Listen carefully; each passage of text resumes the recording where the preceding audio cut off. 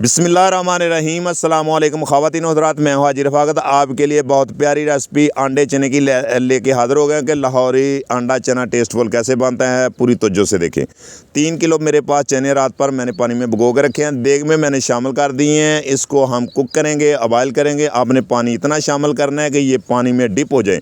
ये देखें, आधे घंटे के लिए आपने इसको कुक करना है। ये देखते जाएँ, माशाल्लाह बहुत ही आसान तरीका है। चने हमारे बिल्कुल कुक हो चुके हैं, मलाई बन चुके हैं। ये देखें माशाल्लाह, इनको चेक करने का यही तरीका है।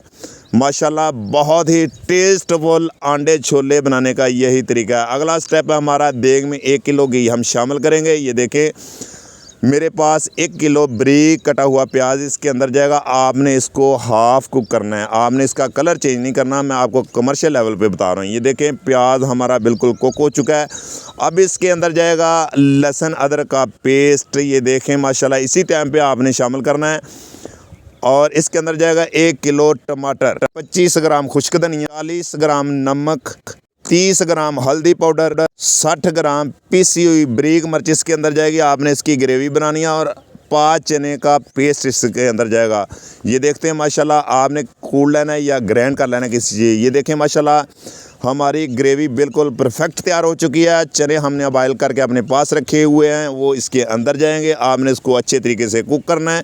ये देखें, लाहौरी अंडा चना टेस्टफुल बनाने का तरीका कमर्शियल लेवल पे बता रहा हूँ। आप भी घर में बनाएं और पूरे टेस्टफुल चने बनेंगे। और ये देखें माशाल्लाह, 2 किलो मेरे पास दूध है, इसमें मैंने शामिल कर दी है।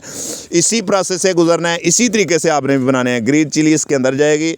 और अंडे मैंने पहले उबाल के अपने पास रखे हों, वो आपने इसी टाइम में शामिल करने हैं। और घी मैंने पहले इसको कुक किया, अपने पास रखा है गर्म करके, आप बाद में इसमें शामिल करना है।